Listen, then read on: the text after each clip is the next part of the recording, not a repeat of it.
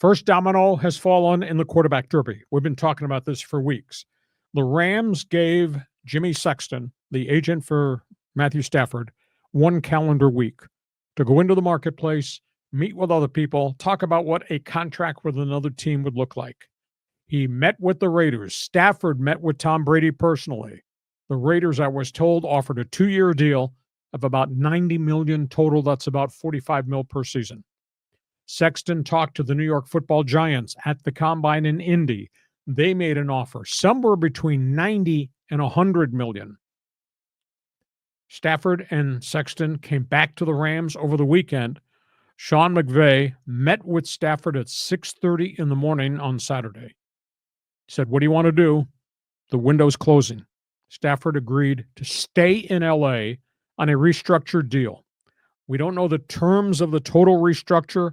I'm led to believe it's probably $40 to $50 million the first year, half of it guaranteed, which is better than he got last year, with the idea this is a year-to-year thing. They'll address 2026 after 2025, and maybe there'll be the same contract offer, maybe a pay bump. If Stafford wants to continue to play, this becomes a 1-year rental. They never wanted him to leave. At the end of the day, they told the Raiders and they told the Giants, if you're open to trading for Matthew Stafford and then you can negotiate whatever you want to do with the contract, it must be a number 1. Nobody is going to trade a number 1 for a 37-year-old quarterback, even though his resume is really, really impressive. I was told the Raiders' offer might have been a 3 and maybe a 5th-round pick in another year, and the Rams, who didn't want to lose the guy, kept insisting on number 1. Well, I'm not trading my number 1 for a 37-year-old quarterback, so Stafford is back. That's great news as it relates to the Rams. And now that they got a cap figure for him, they go back, they sign the left guard, Alaric Jackson, to a 3-year deal. They're still going to move Cooper Kupp in another transaction somewhere with free agency beginning somewhere before the NFL draft. So that's I think that's really great news. He's a leader. He's a winner. He's a great citizen. And I think at the end of the day, if you look at the Raiders roster and you look at the New York Giants, are you going for a payday? Because you're surely not going for a chance to be a Super Bowl team. And I think in his heart, he had a tough time leaving McVay. In his heart, I think he had a tough time leaving the LA market because they're really good. And maybe they're a lot closer than anybody realizes. I know they're closer than the Raiders or the New York Giants are. So reaction to Stafford?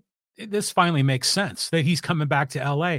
But do you feel that he was disrespected in this process? Because Les Snead says, oh, we want a running quarterback, and then they had him on the trade market. It was like they were giving all these signals they were going to get rid of him. Now he comes back. I mean, he's got the contract, but this is a Super Bowl winning quarterback. It seems like there should be a better way for him to end his career. I think there's a story behind the story. And from what I gather from what people have intimated to me, he gave them money back a year ago to help them with the cap.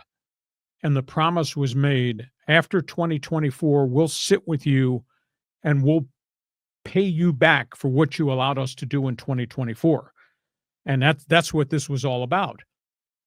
And their indication was, you go out and shop yourself for a week and just see what somebody else is willing to do. And they came back, and then bingo, all of a sudden, the Rams decided, we want you to stay. They never wanted him to go.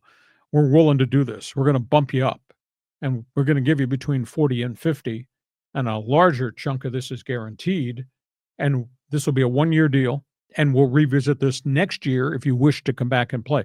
So I think this was preordained, and the fact that they tagged a number 1 pick, they didn't want him to go, but they wanted to give him the freedom to look and see. Now, he could have accepted the Raider deal, and maybe the Rams and Raiders would have come to some agreement on draft pick compensation, but there's no way the Raiders are going to give up the 6th pick. There's no way the Giants are going to give up the 3rd pick to make that happen. So this is win-win for both. And again, my original statement, he's not going to an outpost that has no chance. He's back in LA where he's beloved, great relationship with the coach, an awful lot of talent around him. Yeah. This is a no-brainer. So that's where we are there.